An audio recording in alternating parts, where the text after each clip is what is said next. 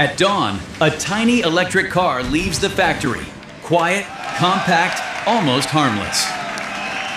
Under its floor sits the real prize. Battery cells packed like treasure, ready to travel the world. The moment it enters a container, it stops being a car and becomes a political object. At customs, the question isn't range or speed. It's who gets to own the future. The US and the EU raise heavy tariffs on Chinese clean tech, EVs, batteries, and solar. In America, the wall is brutal. A 100% tariff makes entry almost impossible. In Europe, duties can climb above 40%. Still a door, but now guarded by a toll booth. China answers with a surprise move. Let's negotiate a minimum price and avoid punishment. To some, it sounds like compromise. To others, it sounds like a clever way to keep the advantage. Publicly, It's about fairness and jobs. protecting industry from subsidies and sudden import waves. China's counterstory is simple. We're winning because we're efficient and scaled. But behind the speeches, this tiny car pulls three giants into the room: technology, industry, and diplomacy. Europe is split. Some fear losing car making, others fear retaliation hitting farmers and exporters. When tariffs rise, China signals pressure points, products far from cars, but close to politics. Suddenly, trade policy becomes a chain, dragging diplomats into every conversation about the future. The EU frames it as an anti-subsidy fight, an attempt to restore fair competition. But minimum prices are tricky. Cars differ by trim, battery, and software, so one rule can be gamed. By late 2025, talks resume. Europe holds the tariff sword, but keeps a negotiation pen ready. Washington treats clean tech like a strategic battlefield. Cars, batteries, solar, and the supply chains behind them. Because the EV isn't a product, it's a network. Mines, refining, chemistry, factories, and logistics. Whoever leads batteries can pull whole industries, chips, software, chargers, even power grids, into their orbit. And then comes the quiet power. Standards.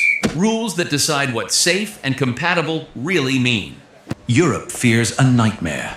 Factories turn into museums while the future arrives inside containers. China faces pressure too. Intense competition at home makes overseas markets even more critical.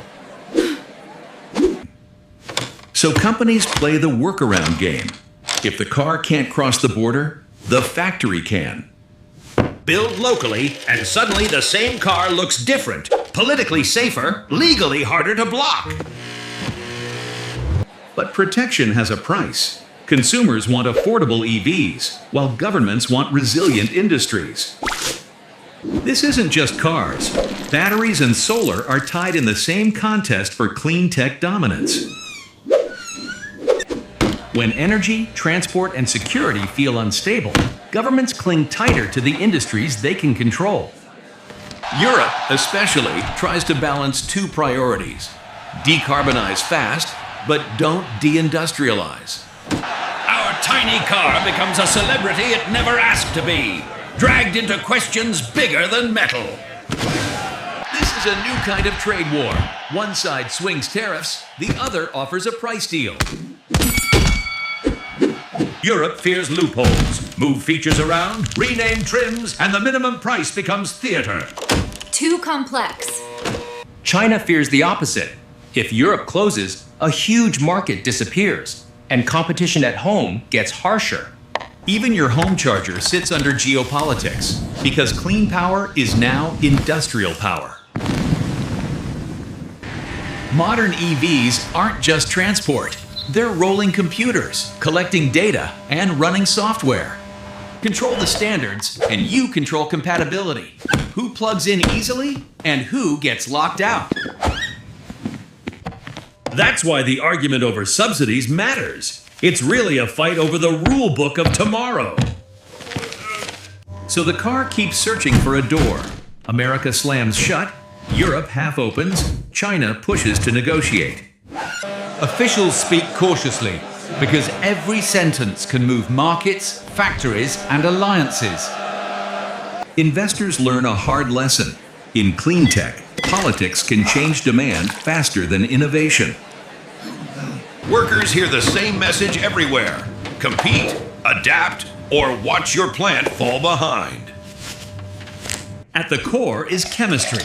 Who can make batteries cheaper, safer, and in volumes that crush rivals? Then comes supply. Lithium, nickel, graphite, mined, refined, and turned into cells at industrial scale.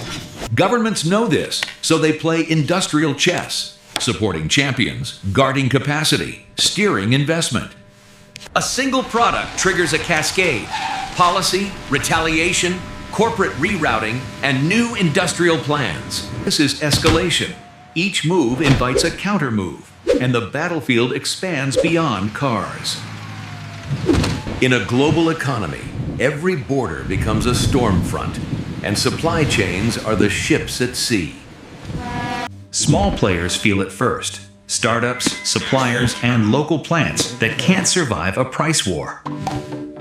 Politicians respond the same way. Protect jobs now, even if it means higher prices later. Consumers just want clean, cheap transport, yet the cheapest option is now tangled in geopolitics. That tension is the heart of the story. Security versus affordability, sovereignty versus speed. From here, three futures appear: higher walls, a negotiated deal, or factories migrating across borders. Future 1. The world splits. 2 clean tech systems, 2 standards, and a long era of suspicion. Future 2. A minimum price deal cools the crisis, yet enforcement battles begin the next morning. Future 3. Production migrates. New plants appear in Europe, and made in becomes a shield. In every future, the car stays small, but the forces around it keep growing. Here's the reveal. The EV is not the prize. It's the key to jobs, data, standards, and energy power. That's why tariffs feel extreme. Whoever dominates clean tech may dominate the next decade of industry. So the fate of a small car can hinge on one stamp, and that stamp can reshape entire supply chains. The unanswered question is simple. When the world runs on batteries and software, who becomes the engine? What do you think? Tariffs, deals, or factory moves? Comment below, hit like, and subscribe to Economic 8-Bit.